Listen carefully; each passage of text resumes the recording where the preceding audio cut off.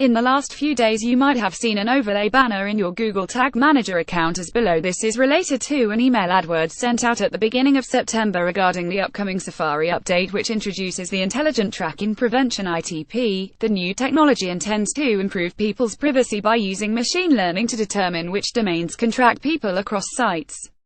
It works by limiting tracking for the allowed domains by only letting cookies act in a third-party context for 24 hours. This article will explain what the AdWords conversion linker is, why it came about, and how you can implement it to avoid losing out on essential data.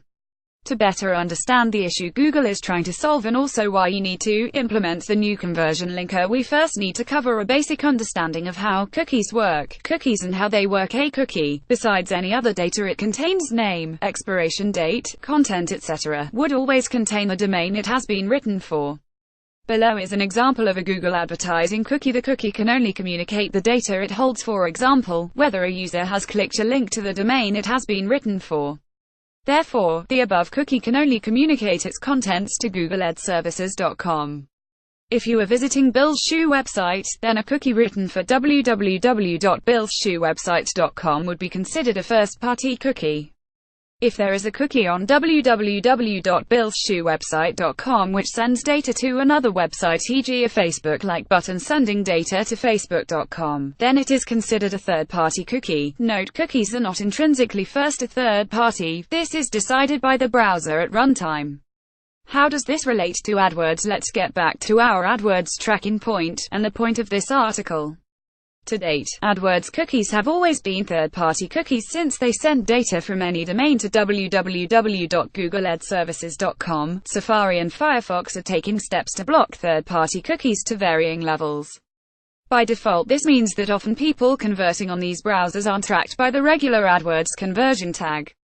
This is bound to only get worse with the coming ITP update to Safari mentioned in the beginning of the article. In essence, it means that essential AdWords conversion data is becoming lost, as it cannot be tracked from these browsers. Sometime in September, Google announced a new AdWords conversion tracking option which replaces the www.google.adservices.com cookie with an additional Google Analytics cookie. That is significant because the GA cookies are written against the domain they are tracking. Essentially, this circumvents the above limitation, as these cookies will now be considered a first-party cookie on your website.